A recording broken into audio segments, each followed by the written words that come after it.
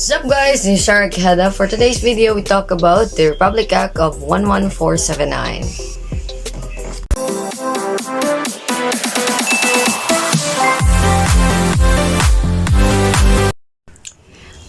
Republic Act 11479, also known as Anti-Terrorism Act of 2020, upholds policy from terrorism.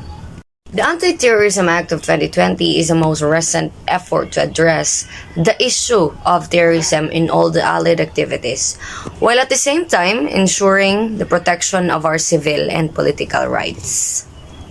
With the issue concerning the law has 56 sections in all, some of which have concerns that may affect innocent citizens adversely. So let's take a look at Section 4 of the ETA, for instance.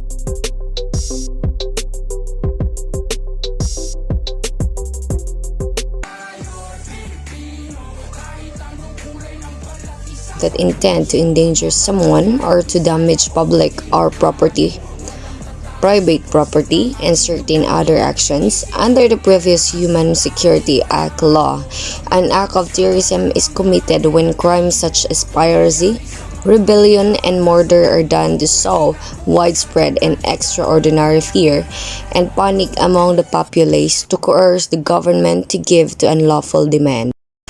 To make anti-terrorism law complete, effective, and productive, clarity needs to be introduced to limit their boundaries and ambiguity by mentioning the specific crimes that are covered by the Act to avoid instances where innocent citizens are victimized due to the missed or mixed interpretation by the law by overzealous person who may or may not mean well.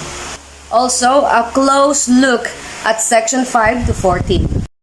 Considered penalizing individual or groups of individuals who provide material support to terrorists vis-a-vis planning, training, preparing, or facilitating the commission of terrorism. They're directly considered as vague, overbroad, and creates atmosphere where citizens find themselves second-guessing whether their actions could be considered by the state as terrorism, and the process produce a sporadic effect that could be tantamount to the violation. Notably, some section of the law gives the power of labeling any individuals as terrorist supporters of terrorists as long as there exists probable cause or are part of conspiracy to commit acts defined and penalized as terrorists under Section 4 to 12 of the law, thereby leaving the burden of proof in the accused and not the accuser.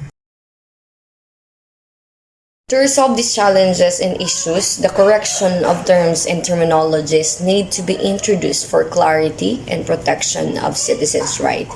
There should also be a clear distinction as to limit of the law so that acts of activism are not considered as acts of terrorism, and human rights groups are not labeled as supporters of terrorism.